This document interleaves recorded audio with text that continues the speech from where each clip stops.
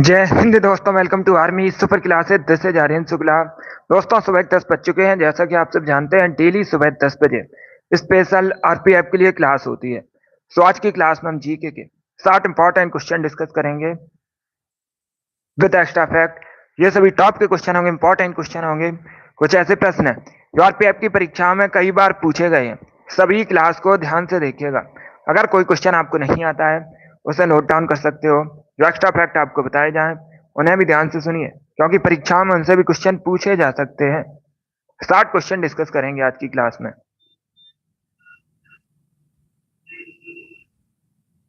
Good morning सभी को। Good morning दोस्तों। चलिए शुरू करते हैं आज की क्लास।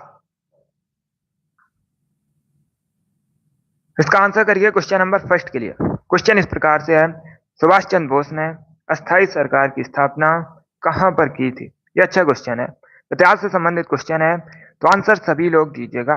सिंगापुर, जापान, बर्मा या फिर भारत में। इस प्रकार से ऑप्शन है।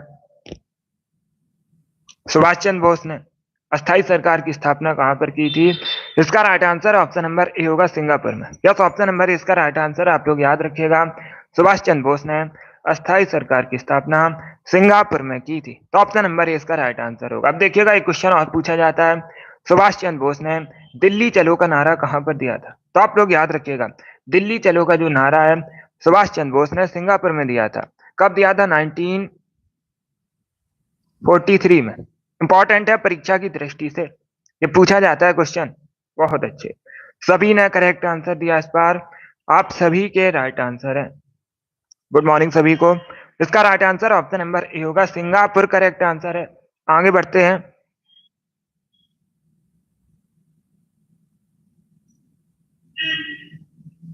इसका आंसर करिए क्वेश्चन नंबर 2 के लिए। बताइए, किस हिमालय चोटी को सागर माता भी कहते हैं? इसका राइट आंसर क्या होगा दोस्तों?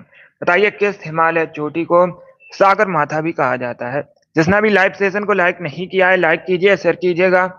चैनल पर नए हैं, चैनल को सब्सक्राइब कीजिएगा, बेल आइकन को प्रेस कीजिए, ताकि सभी नोटिफिकेशन आप तक पहुंच सके। Good morning. इसका right answer option number B होगा, माउंट एवरेस्ट को। यस, बी करेक्ट आंसर होगा, माउंट एवरेस्ट को सागर माता भी कहा जाता है नेपाल में। तो ऑप्शन नंबर बी इसका राइट आंसर है। आगे बढ़ते हैं। इसका आंसर करिए क्वेश्चन नंबर 3 के लिए। बताइए, जर्मनी का एकीकरण किसने किया था? सभी इसका आंसर करिए क्वेश्चन नंबर 3 के लिए। क्या पूछा गया है? जर्मनी का एकीकरण किसने किया था? जर्मनी यूरोप महाद्वीप के अंतर्गत आता है। जर्मनी की राजधानी बर्लिन है। अब इसका आंसर करिए क्वेश्चन नंबर 3 के लिए। बताइए, जर्मनी का एकीकरण किसने किया था? इसका right answer option number D होगा, बिस्मार्क ने। यस, ऑप्शन नंबर डी इसका राइट आंसर है। बिस्मार्क ने जर्मनी का एकीकरण किया था। तो ऑप्शन नंबर डी इसका राइट आंसर होगा। Good morning. सभी ने करेक्ट आंसर दिया इस बार। ऑप्शन नंबर डी इसका राइट आंसर होगा। अब एक क्वेश्चन और पूछा जाता है परीक्षा में, भारतीय बिस्मार्क के रूप में किसे जाना जाता है? तो आप लोग याद रखिएगा, सरदार वल्लभ भाई पटेल को भारतीय बिस्मार्क के रूप में भी जाना जाता है। आगे बढ़ते हैं। इसका आंसर करिए क्वेश्चन नंबर 4 के लिए। बताइए, गोल क्रांति का संबंध किससे है? सभी इसका आंसर करिए क्वेश्चन नंबर 4 के लिए। क्या पूछा गया है? गोल क्रांति का संबंध किससे है?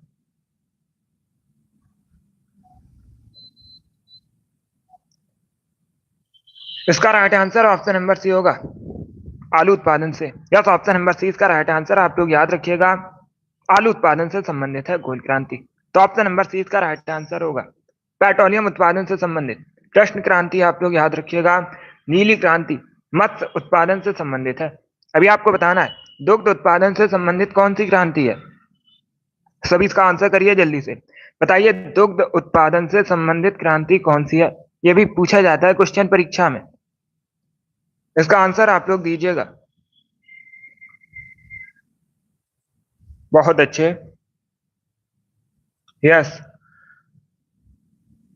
श्वेत क्रांति। आप लोग याद रखिएगा, श्वेत क्रांति दुग्ध उत्पादन से संबंधित है। इन चारों ऑप्शन को आप लोग याद रखिए, इंपॉर्टेंट है परीक्षा की दृष्टि से। चारों से परीक्षा में क्वेश्चन पूछे ही जाते हैं। आगे बढ़ते हैं। अब इसका आंसर करिए क्वेश्चन नंबर 5 के लिए। बताइए, कुषाण वंश की स्थापना किसने की थी? ये अच्छा क्वेश्चन है। सभी इसका आंसर करिए क्वेश्चन नंबर 5 के लिए। क्या पूछा गया है? कुषाण वंश की स्थापना किसने की थी? ये आपको बताना है। पहली बात तो आप लोग याद रखिएगा, अगर पूछा जाए परीक्षा में कुषाण वंश की पहली राजधानी क्या थी? तो आप लोग याद रखिएगा फिरोजपुर, वर्तमान में पेशावर नाम है, और ये कहाँ पर है? पाकिस्तान में। कुषाण वंश की दूसरी राजधानी भी पूछी जाती है, तो आप लोग याद रखिएगा मथुरा, उत्तर प्रदेश में है वर्तमान में। भगवान कृष्ण की जन्मभूमि भी है मथुरा। कुषाण वंश की दूसरी राजधानी थी। इसका right answer option number A होगा, कुजुल कटफिसेस ने। यस, ऑप्शन नंबर ए इसका राइट आंसर है। आप लोग याद रखिएगा, कुजुल कटफिसेस ने कुषाण वंश की स्थापना की थी। तो ऑप्शन नंबर ए इसका राइट आंसर होगा। अब इसका आंसर करिए क्वेश्चन नंबर 6 के लिए।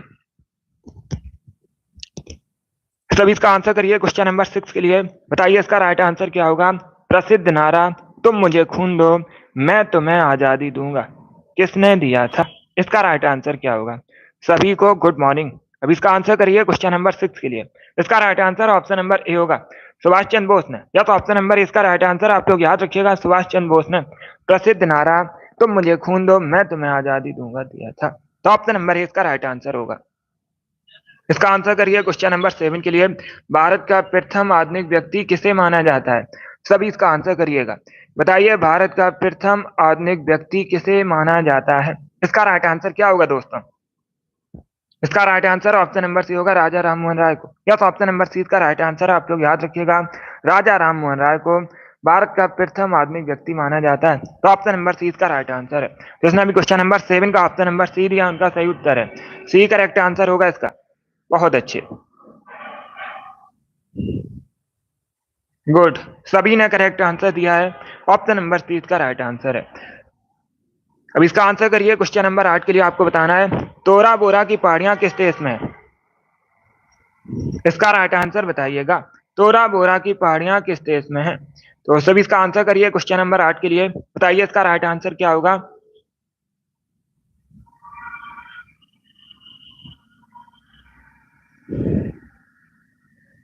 सभी जल्दी से आंसर करिए। तोरा बोरा की पहाड़ियां आपको बताना है कहां पर है। आज शाम को लाइव क्लास होगी। अब इसका आंसर करिएगा क्वेश्चन नंबर 8 के लिए।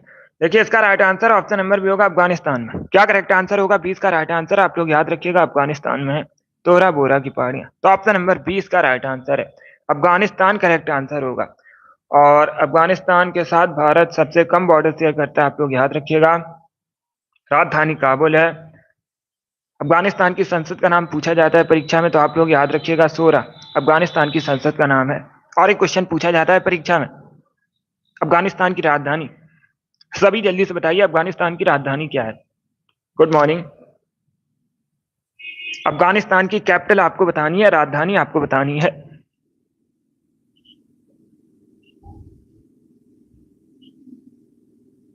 यस, आप लोग याद रखिएगा, काबुल। सभी याद रखिएगा, काबुल अफगानिस्तान की राजधानी है। आगे बढ़ते हैं। इसका आंसर करिए क्वेश्चन नंबर 9 के लिए। आपको बताना है भाभा परमाणु अनुसंधान केंद्र कहां पर है भारत में? तो सभी इसका आंसर करिए क्वेश्चन नंबर 9 के लिए। बताइए इसका राइट आंसर क्या होगा? भाभा परमाणु अनुसंधान केंद्र किस शहर में? दिल्ली, मुंबई, लखनऊ या फिर पटना में? इसका right answer option number B होगा, मुंबई में। या तो option number B correct answer होगा, महाराष्ट्र की राजधानी मुंबई में। आप लोग याद रखिएगा, भाभा परमाणु अनुसंधान केंद्र है। ऑप्शन नंबर बी इसका राइट आंसर है। जिसने अभी क्वेश्चन नंबर 9 का ऑप्शन नंबर बी दिया, उनका सही उत्तर है। इसका आंसर करिए क्वेश्चन नंबर 10 के लिए। आपको बताना है भारत के संविधान में कितनी अनुसूचियां हैं? वर्तमान में आपको बताना है भारतीय संविधान में कितनी अनुसूचियां हैं? 11, 14, 12 या फिर 13? इस प्रकार से ऑप्शन हैं। तो इसका right answer option number C होगा, 12। या तो option number C correct answer. आप लोग याद रखिएगा, वर्तमान में भारतीय संविधान में 12 अनुसूचियां हैं। तो सी का राइट आंसर होगा। जब भारतीय संविधान बना था उस समय कितनी अनुसूचियां थी पूछा जाता है, तो उस समय 8 अनुसूचियां थी, और वर्तमान में कितनी है? 12 अनुसूचियां। इसका आंसर करिए क्वेश्चन नंबर 11 के लिए। बताइए भारत में सबसे अधिक ऊन का उत्पादन कहां पर होता है? ये सभी इंपॉर्टेंट क्वेश्चन है, इन्हीं में से क्वेश्चन परीक्षा में पूछे जाएंगे। सभी डेली सेशन को ज्वाइन कीजिएगा। डेली सुबह 10 बजे सेशन होता है स्पेशल आपकी परीक्षा के लिए। इसका राइट आंसर ऑप्शन नंबर भी होगा, राजस्थान में। यस, बी करेक्ट आंसर होगा, भारत में सबसे अधिक ऊन का उत्पादन राजस्थान में होता है। तो ऑप्शन नंबर 20 का राइट आंसर होगा। इसका आंसर करिए क्वेश्चन नंबर 12 के लिए।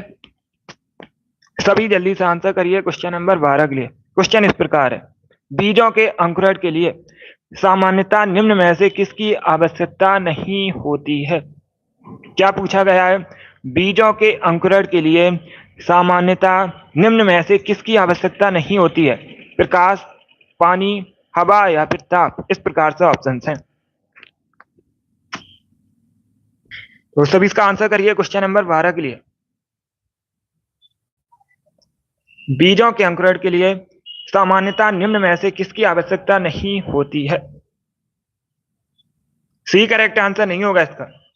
ए करेक्ट आंसर होगा प्रकाश की। क्या तो ऑप्शन नंबर ए इसका राइट आंसर होगा। हवा की आवश्यकता होती है, बीजों के अंकुरण के लिए हवा की आवश्यकता होती है, प्रकाश की आवश्यकता नहीं होती है। ए करेक्ट आंसर होगा इसका।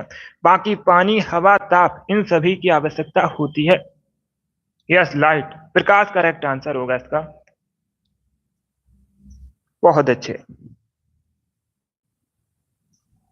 इसका आंसर करिएगा क्वेश्चन नंबर 13 के लिए। सभी इसका आंसर करिए क्वेश्चन नंबर 13 के लिए।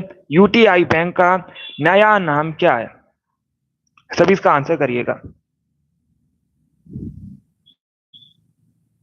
यस, नहीं पूछा था किसकी आवश्यकता नहीं होती है, यह प्रश्न में पूछा गया था।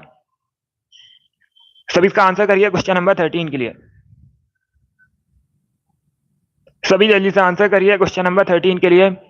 इसका right answer option number C होगा, एक्सिस बैंक। क्या करेक्ट आंसर होगा? ऑप्शन नंबर सी इसका राइट आंसर होगा। आप लोग याद रखिएगा, एक्सिस बैंक का प्राचीन नाम, पुराना नाम यूटीआई बैंक है। तो ऑप्शन नंबर सी इसका राइट आंसर होगा।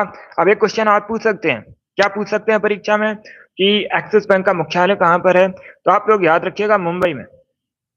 हेडक्वार्टर, मुख्यालय कहां पर है? मुंबई में है। ऑप्शन नंबर सी इसका राइट आंसर होगा।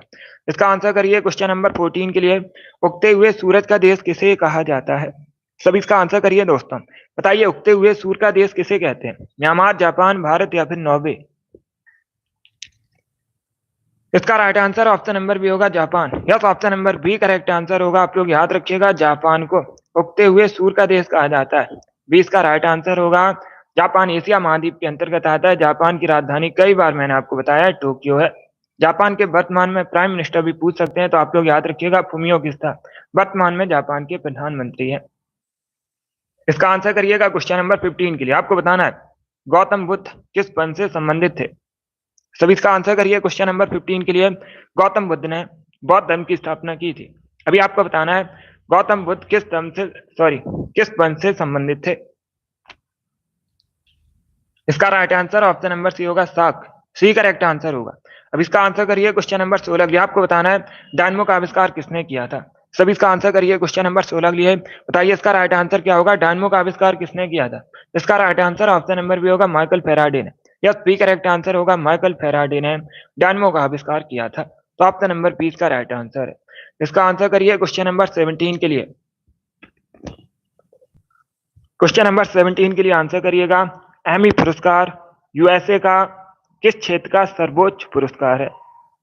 आपको बताना है एमी पुरस्कार संयुक्त राज्य अमेरिका का किस क्षेत्र का सर्वोच्च पुरस्कार है? इसका right answer option number B होगा, टेलीविजन का।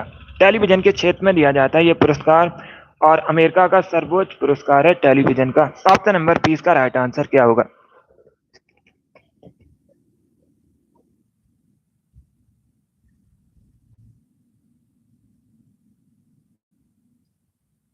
इसका right answer option number B होगा। आगे बढ़ते हैं। इसका आंसर करिए क्वेश्चन नंबर 18 के लिए। आपको बताना है सी के नायडू कप किस खेल, सभी इसका आंसर करिएगा। सी के नायडू कप किस खेल से संबंधित है? इसका right answer option number C होगा, क्रिकेट से संबंधित है सी के नायडू कप। अब इसका आंसर करिए क्वेश्चन नंबर 19 के लिए। बताइए दीनार किस देश की करेंसी है? आपको बताना है दीनार किस देश की मुद्रा है। सभी इसका आंसर करिए क्वेश्चन नंबर 19 के लिए। इसका right answer option number B होगा, कुवैत। या तो option number B correct answer होगा, कुवैत की मुद्रा दीनार है। ऑप्शन नंबर बी इसका राइट आंसर है। पाकिस्तान की मुद्रा पूछी जाती है, तो आप लोग याद रखिएगा, पाकिस्तानी रुपया पाकिस्तान की मुद्रा है। अमेरिका की अगर करेंसी पूछी जाए तो आप लोग याद रखिएगा, अमेरिकन डॉलर अमेरिका की करेंसी है। अब एक क्वेश्चन और पूछ सकते हैं, गाना की करेंसी भी पूछ सकते हैं, तो आप लोग याद रखिएगा सेडी। सभी याद रखिएगा, सेडी गाना की करेंसी है। ये भी इंपॉर्टेंट क्वेश्चन है, बहुत सी परीक्षा में पूछी गई है। अब इसका आंसर करिए क्वेश्चन नंबर 20 के लिए। आपको बताना है मैक्स मूलर कहाँ के निवासी थे? तो सभी इसका आंसर करिए क्वेश्चन नंबर 20 के लिए। इसका right answer option number A होगा, जर्मनी के। ऑप्शन नंबर इसका राइट आंसर होगा। अब इसका आंसर करिए क्वेश्चन नंबर 21 के लिए। आपको बताना है बिहू नृत्य किस राज्य से संबंधित है? सभी जल्दी से आंसर करिए क्वेश्चन नंबर 21 के लिए। बताइए बिहू नृत्य किस राज्य से संबंधित है? इसका right answer option number A होगा, असम से संबंधित है बिहू नृत्य। तो ऑप्शन नंबर ए इसका राइट आंसर है। अब इसका आंसर करिए क्वेश्चन नंबर 22 के लिए। भारत में सबसे अधिक बॉक्साइट का उत्पादन कहां पर होता है? भारत में सबसे अधिक बॉक्साइट का उत्पादन कहां पर होता है? इसका right answer option number B होगा, ओडिशा में। Yes, option number B correct answer होगा, ओडिशा में होता है भारत में सबसे अधिक बॉक्साइट का उत्पादन। के लिए क्वेश्चन इस प्रकार से है, 1906 में भारतीय राष्ट्रीय कांग्रेस का कलकत्ता अधिवेशन हुआ था, इसकी अध्यक्षता किसने की थी? आपको बताना है 1906 में कलकत्ता में हुए भारतीय राष्ट्रीय कांग्रेस के अधिवेशन की अध्यक्षता किसने की थी? इसका राइट आंसर क्या होगा? Correct answer option number B होगा, दादा भाई नौरोजी। या तो option number B correct answer होगा, दादा भाई नौरोजी ने 1906 में हुए कलकत्ता अधिवेशन की अध्यक्षता की थी। तो ऑप्शन नंबर 20 का राइट आंसर होगा। बहुत अच्छे, सभी ने करेक्ट आंसर दिया। इस पर आप सभी के राइट आंसर है। अभी आपको बताना है सूफी संप्रदाय किस धर्म से संबंधित है? इसका right answer option number B होगा, इस्लाम धर्म से संबंधित है। तो ऑप्शन नंबर 20 का राइट आंसर होगा। इसका आंसर करिए क्वेश्चन नंबर 25 के लिए। भारत में चंदन की लकड़ी के लिए प्रसिद्ध राज्य कौन सा है? सभी इसका आंसर करिए क्वेश्चन नंबर 25 के लिए। बताइए इसका राइट आंसर क्या होगा? भारत में चंदन की लकड़ी के लिए प्रसिद्ध राज्य कौन सा है? इसका राइट आंसर क्या होगा? इसका right answer option number C होगा, कर्नाटका। या तो option number C correct answer है। अब इसका आंसर करिए क्वेश्चन नंबर 26 के लिए। राष्ट्रीय आपातकाल की अधिकतम अवधि कितनी होती है? इसका राइट आंसर होगा ऑप्शन नंबर डी, इसकी कोई सीमा नहीं होती है। या तो option number D correct answer होगा, राष्ट्रीय आपातकाल की अवधि की कोई सीमा नहीं होती है अधिकतम। तो ऑप्शन नंबर डी इसका राइट आंसर होगा। अब इसका आंसर करिए क्वेश्चन नंबर 27 के लिए। आप भारत के प्रधानमंत्री का पद है संविधान द्वारा सृजित। ऑप्शन नंबर सी इसका राइट आंसर होगा, सी करेक्ट आंसर है। जिसने अभी क्वेश्चन नंबर 27 का ऑप्शन नंबर सही उत्तर है। अब इसका आंसर करिएगा क्वेश्चन नंबर 28 के लिए। संयुक्त राष्ट्र संघ का प्रतीक चिन्ह क्या है? सभी इसका आंसर करिए क्वेश्चन नंबर 28 के लिए। बताइए इसका राइट आंसर क्या होगा? आपको बताना है संयुक्त राष्ट्र संघ का प्रतीक चिन्ह क्या है? इसका राइट आंसर क्या होगा? सी करेक्ट आंसर होगा, जैतून की पत्तियां। या तो ऑप्शन नंबर सी इसका राइट आंसर है। इसका आंसर करिए क्वेश्चन नंबर 29 के लिए। आपको बताना है सिंह भूमि किसके लिए प्रसिद्ध है? कहां पर है? झारखंड में। अगर पूछा जाए सिंह भूमि कहां पर है तो आप लोग याद रखिएगा झारखंड में है। किसके लिए प्रसिद्ध है? आयरन के लिए प्रसिद्ध है। बी करेक्ट आंसर होगा। या तो ऑप्शन नंबर 20 का राइट आंसर है। जिसने भी क्वेश्चन नंबर 29 का ऑप्शन नंबर बी दिया उनका सही उत्तर है। बी करेक्ट आंसर है इसका, आयरन के लिए प्रसिद्ध है सिंह भूमि। ऑप्शन नंबर 20 का राइट आंसर है। इसका आंसर करिए क्वेश्चन नंबर 30 के लिए। सभी इसका आंसर करिए क्वेश्चन नंबर 30 के लिए। बताइए काली मौत किसे कहते हैं? इसका राइट आंसर क्या होगा?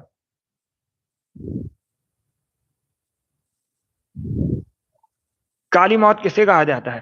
तो ऑप्शन नंबर सी इसका राइट आंसर होगा, प्लेग को। या तो option number B correct answer होगा, प्लेग को कहते हैं काली मौत। ऑप्शन नंबर बी इसका राइट आंसर है। जिसने भी क्वेश्चन नंबर 30 का ऑप्शन नंबर बी दिया उनका सही उत्तर है। बहुत अच्छे, सभी ने करेक्ट आंसर दिया है। बी करेक्ट आंसर होगा इसका। इसका आंसर करिए क्वेश्चन नंबर 31 के लिए। आपको बताना है क्षारीय घोल का पीएच मान कितना होता है? सभी इसका आंसर करिए क्वेश्चन नंबर 31 के लिए। बताइए क्षारीय घोल का पीएच मान कितना होता है? इसका right answer option number B होगा, 7 से अधिक। या तो option number B correct answer होगा, 7 से अधिक होता है। क्षारीय घोल का पीएच मान 7 से कम होता है अम्लीय घोल का पीएच मान, और 7 होता है उदासीन। तो ऑप्शन नंबर 20 का राइट आंसर होगा। अब इसका आंसर करिए क्वेश्चन नंबर 32 के लिए। सभी इसका आंसर करिए क्वेश्चन नंबर 32 के लिए। मद्रास राज्य का नाम तमिलनाडु कब रखा गया था? इसका राइट आंसर बताइएगा। मद्रास राज्य का तमिलनाडु नाम कब रखा गया था? इसका राइट आंसर क्या होगा दोस्तों? इसका right answer option number C होगा, 1969 में। या तो ऑप्शन नंबर सी इसका राइट आंसर होगा, सी करेक्ट आंसर होगा। आप लोग याद रखिएगा 1969 में मद्रास राज्य का नाम तमिलनाडु रखा गया था। तो ऑप्शन नंबर सी इसका राइट आंसर है। जिसने भी क्वेश्चन नंबर 32 का ऑप्शन नंबर सी दिया उनका सही उत्तर है। ये भी प्रश्न बहुत सी परीक्षा में पूछा हुआ क्वेश्चन है, जैसे भी आप लोग याद रखिएगा। अब इसका आंसर करिए क्वेश्चन नंबर 33 के लिए। आपको बताना है SAFTA का फुल फॉर्म क्या होता है। सभी इसका आंसर करिए क्वेश्चन नंबर 33 के लिए। बताइए इसका राइट आंसर क्या होगा। SAFTA का फुल फॉर्म आपको बताना है क्या होता है। इसका राइट आंसर क्या होगा दोस्तों। इसका right answer option number B होगा, South Asian free trade area. B correct answer होगा इसका। या तो ऑप्शन नंबर 20 का राइट आंसर होगा South Asian free trade area. तो ऑप्शन नंबर 20 का राइट आंसर है।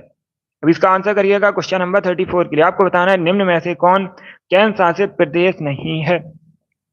चार ऑप्शन दिए गए, चंडीगढ़, त्रिपुरा, पुडुचेरी, लक्षद्वीप। बताइए इसमें कौन केंद्र शासित प्रदेश नहीं है। इसका राइट आंसर क्या होगा। इसका right answer option number B होगा Tripura. Yes, B correct answer होगा। त्रिपुरा भारत का एक राज्य है। त्रिपुरा भारत का एक राज्य, राजधानी अगरतला है।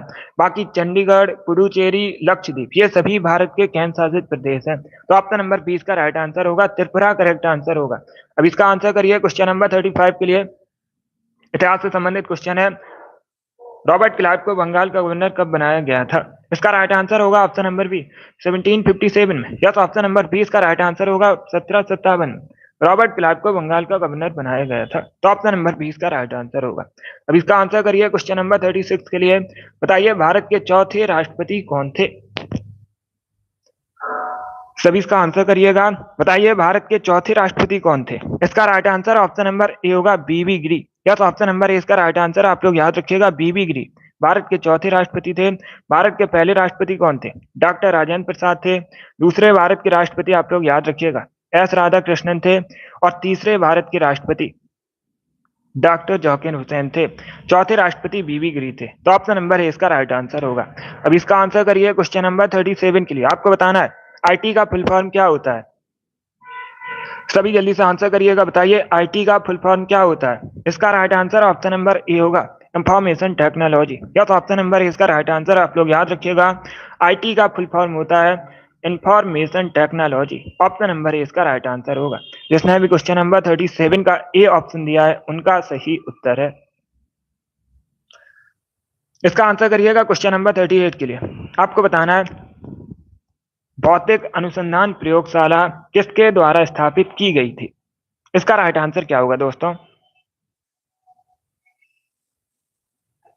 सभी इसका आंसर करिए क्वेश्चन नंबर 38 के लिए। इसका right answer option number D होगा विक्रम साराभाई। या तो ऑप्शन नंबर डी इसका राइट आंसर होगा। डी करेक्ट आंसर होगा। विक्रम साराभाई ने भौतिक अनुसंधान प्रयोगशाला स्थापित की थी। तो ऑप्शन नंबर डी इसका राइट आंसर है। बहुत अच्छे, डी करेक्ट आंसर होगा इसका। अब इसका आंसर करिएगा क्वेश्चन नंबर 39 के लिए। आपको बताना है गोवा स्थापना दिवस कब मनाया जाता है। गोवा स्थापना दिवस मनाया जाता है 30 मई को। या तो ऑप्शन नंबर इसका राइट आंसर आप लोग याद रखिएगा 30 मई को प्रतिवर्ष गोवा स्थापना दिवस मनाते हैं। ए करेक्ट आंसर होगा। अब इसका आंसर करिए क्वेश्चन नंबर 40 के लिए। बताइए बेगमपेट अंतरराष्ट्रीय हवाई अड्डा कहां पर है। सभी इसका आंसर करिएगा। बेगमपेट अंतरराष्ट्रीय हवाई अड्डा कहां पर है। ए करेक्ट आंसर होगा हैदराबाद में। या तो ऑप्शन नंबर इसका राइट आंसर आप लोग याद रखिएगा हैदराबाद में बेगमपेट अंतरराष्ट्रीय हवाई अड्डा है। तो ऑप्शन नंबर इसका राइट आंसर है। अब इसका आंसर करिए क्वेश्चन नंबर 41 के लिए। बताइए पीलिया रोग कौन सा अंग प्रभावित करता है। पीलिया रोग से मुख्यतः कौन सा अंग प्रभावित होता है। लीवर, फेफड़ा, आंत या फिर ननौदी। इसका right answer option number A होगा यकृत, लीवर।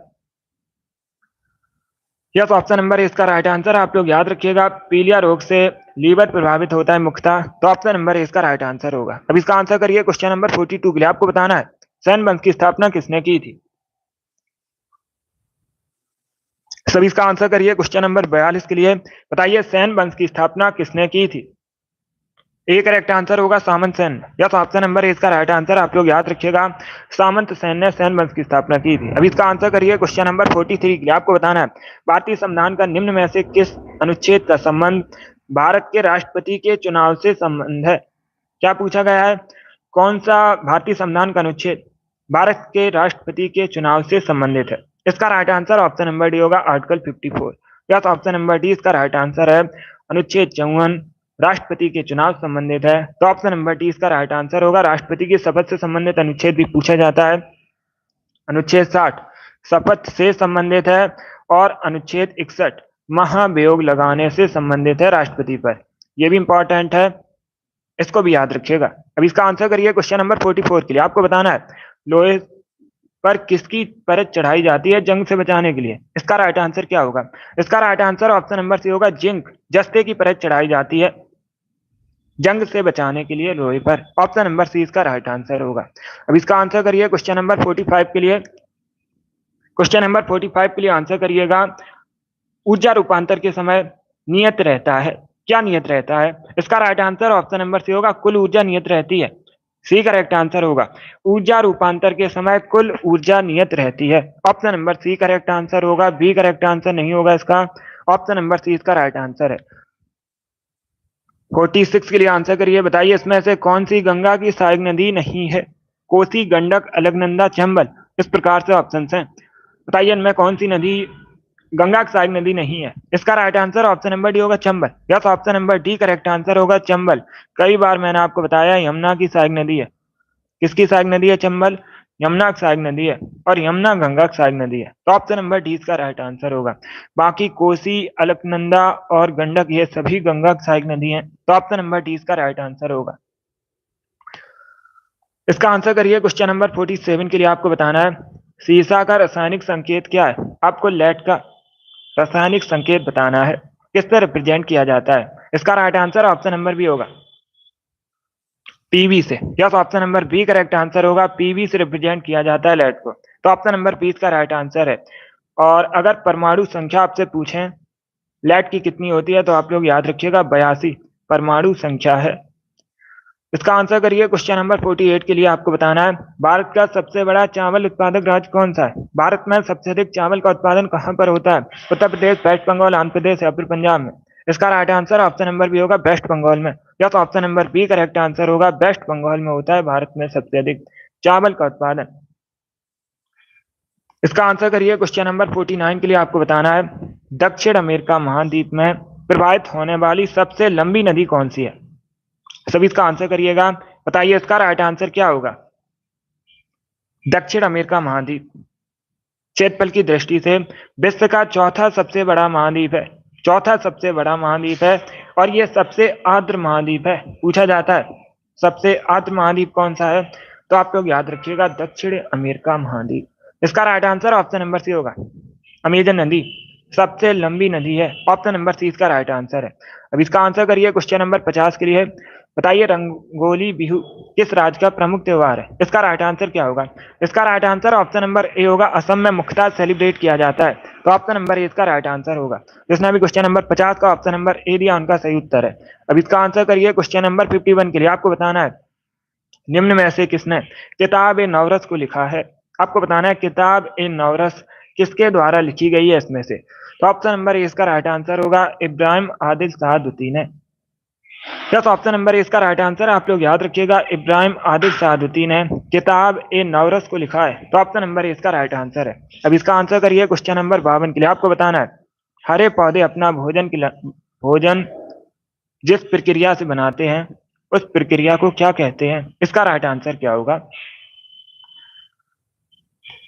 ए करेक्ट आंसर होगा प्रकाश संश्लेषण। यस, ऑप्शन नंबर ए इसका राइट आंसर होगा, प्रकाश संश्लेषण के तहत हरे पौधे अपना भोजन बनाते हैं। तो ऑप्शन नंबर ए इसका राइट आंसर होगा।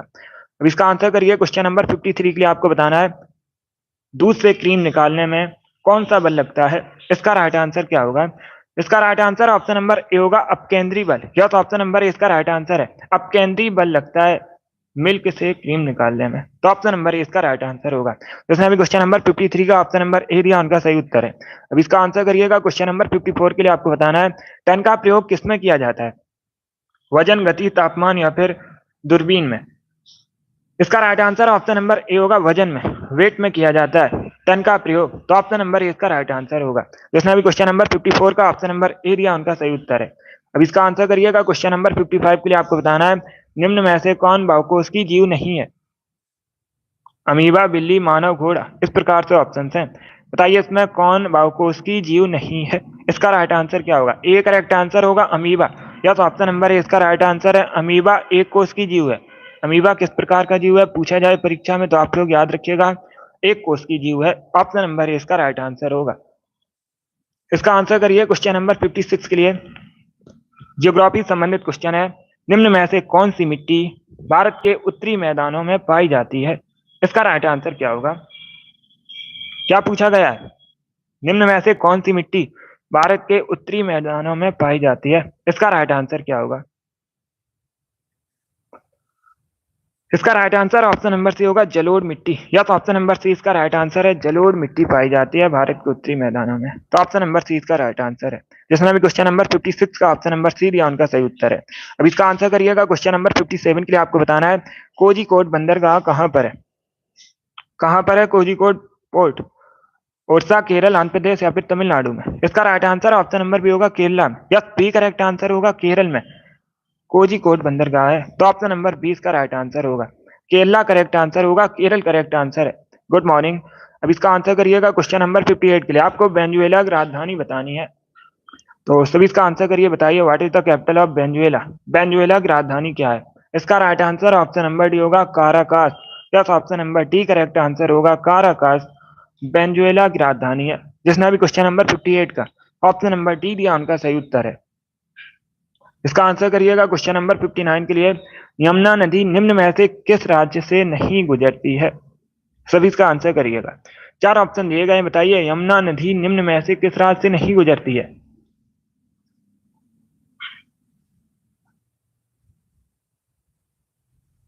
हरियाणा, उत्तर प्रदेश, गुजरात या फिर उत्तराखंड? इसका right answer option number C होगा गुजरात से। Yes, option number C correct answer होगा। गुजरात से नहीं गुजरती है यमुना नदी। तो ऑप्शन नंबर सी इसका राइट आंसर है। जिसने भी क्वेश्चन नंबर 59 का ऑप्शन नंबर सी दिया उनका सही उत्तर है। अब इसका आंसर करिएगा। क्वेश्चन नंबर 60 के लिए आज का लास्ट क्वेश्चन है नीली क्रांति किससे संबंधित है? ये क्वेश्चन मैंने अभी आपको बताया था एक्स्ट्रा फैक्ट में। तो आप लोग राइट आंसर करिएगा। बताइए नीली क्रांति किसके उत्पादन से संबंधित है? कृषि, नील उत्पादन से, जूट उत्पादन से या फिर मत्स्य उत्पादन से? इसका राइट आंसर क्या होगा? ऑप्शंस को पढ़ लीजिएगा, उसके बाद ही आंसर करिए। जल्दबाजी में आंसर नहीं देना आपको। इसका right answer option number D होगा मत्स्य उत्पादन से। क्या करेक्ट आंसर होगा? ऑप्शन नंबर डी इसका राइट आंसर होगा। मत्स्य उत्पादन से संबंधित है नीली क्रांति। तो ऑप्शन नंबर डी इसका राइट आंसर है। बहुत अच्छे, सभी ने करेक्ट आंसर दिया इस बार आप सभी के राइट आंसर है। वेरी गुड दोस्तों।